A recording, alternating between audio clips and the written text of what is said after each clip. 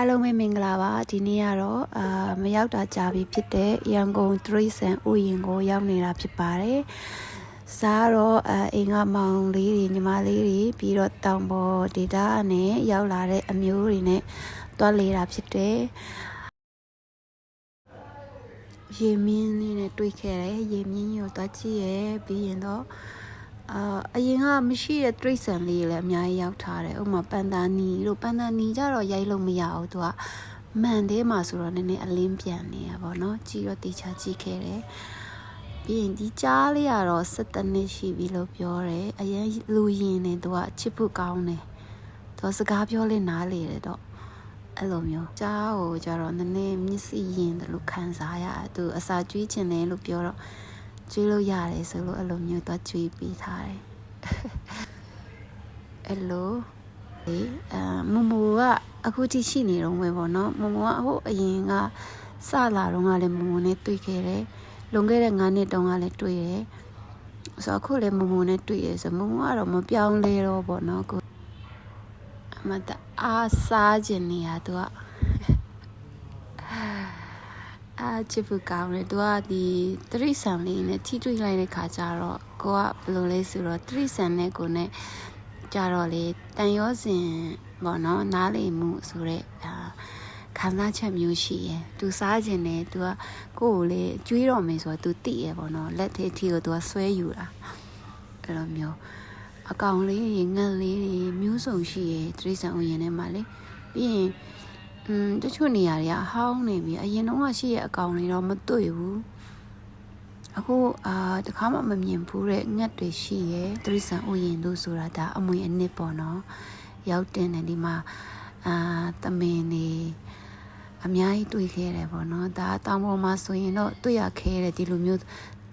အများကြီးဆိုတွေ့ရခဲတယ်ပေါ့နော်တကောင်နှစ်ကောင်ဆိုတော့အများတန်းတွေ့နေကြအဲ့လိုမျိုးတော်ချစ်ဖို့ကောင်းတယ်လူရင်းတယ်တို့ကကစွန်းရွက်တွေကျွေးလို့ရတယ်အစာလေးရှိရဲ့အတိုက်လိုက်လာတာပျော်စရာကြီး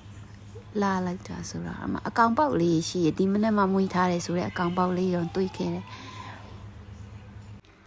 သူကအဖွဲလိုက်ဆင်းလာတာအရင်ချစ်ဖို့ကောင်းတယ်လာနေရောပဲစားဆိုခေါ်နေ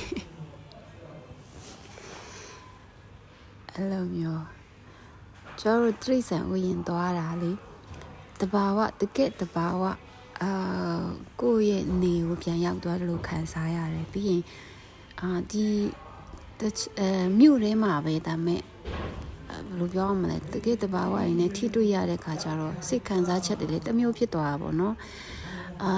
မကြသွားတင်ပါတယ်တရိษံနေနဲ့လေသွားတွေ့တင်နေပြီးရင်တတ်နိုင်တလောက်ဝေကျွေးတာကောင်းပါတယ်လို့ပြီးလို့ရှိရင်ကိုမမြင်ဘူးတဲ့ငှက်လေးတွေကိုတရိษံနေနဲ့လေရင်းနှီးခွင့်ရတယ်ပေါ့နော်နာမည်တွေဘ ഹു တုဒတွေပူရတာပေါ့မင်းကြားလေးနဲ့လေတွေ့ခဲ့တယ်မင်းကြားလေးတွေကနည်းနည်းတော့ဟွာဖြစ်တယ်လူနည်းနည်းမရင်ဘူးတို့ကစကားပြောတာနည်းနည်းလန့်မင်းကြားလေးနဲ့တွေ့ခဲ့တယ်ပြီးလို့ရှိရင်တော်ရင်တာခေါ်လိုက်တာနဲ့တချင်းဆူပေးလိုက်တာနဲ့သူကနေပြီးမှပြုံးနေတယ်ပါဇက်လေးတွေဖြီးလို့ချစ်ဖို့ကောင်းနေအိမ်တော့မားပေါ့နော်တောင်ပေါ်နွားလို့ခေါ်တယ်ဒီမားဘယ်လိုခေါ်လဲတော့မသိဘူးသူနဲ့အကြာကြီးစကားပြောခဲ့ရတယ်ရေမင်းနာမည်တော့မှရေမင်းအချီးရဲ့နာမည်ကမူကျိုးတဲ့အမရဲ့နာမည်ကပုံတယ်တော်ချစ်ဖို့ကောင်းတယ်တော်နေအဲ့လိုလေးတွေ့ခဲ့တယ်သူနာမည်ကမှတ်ဖို့လွယ်တယ်လာတယ်ဆိုတော့လေဒီမှာကတစ်ကလအုံနဲ့လေးတွေ့ခဲ့တယ်အဲ့လိုလေးတစ်ကလအုံလေးရင်နဲ့ခေါ်လိုက်တာသူကလာတယ်ဒီငက်ကလေတော်တော်ထူးဆန်းတယ်ကျမတော်တော်သဘောကျတယ်သူလေစကားပြောတော့သူနားလေတယ်တော့ပြီးရင်သူကအယောင်မျိုးစုံရှစ်ယောင်လားမသိဘူးဟုတ်တယ်8ယောင်တော့မှသူကစက်ထားတာအမေကအရှေ့ကြီးပဲတော်လာတယ်ကျမအရန်သဘောကျတယ်သူဒါကတော့တငါကြောင်ဖြစ်ပါတယ်သူလာပြီးဆိုတာနဲ့ဟိုနှာခေါင်းကျိုးမတတ်ပဲသူအနံ့ထွက်တာအဲ့လိုမျိုးတောင်ပေါ်မှာနေတဲ့လူတွေကတအားသိတယ်သူကကြက်ဆွဲတာပေါ့နော်ကြက်ဆွဲတဲ့အကောင် ဒီနေ့အရန်ပြောခဲ့ရပါတယ်မရောက်တာကြာပြီဖြစ်လို့စိတ်တွေပြန်ပြီးမှလန်းဆန်းလာတယ်လို့ခံစားရတယ်အားလုံးလည်းတိရစ္ဆာန်ဥယျာဉ်ကိုမကြတွားရောက်နိုင်ကြပါစေတွားဖို့လေးတိုက်တွန်းပါတယ်လို့တွားတင်နေရပါလို့ဘိုင်ဘိုင်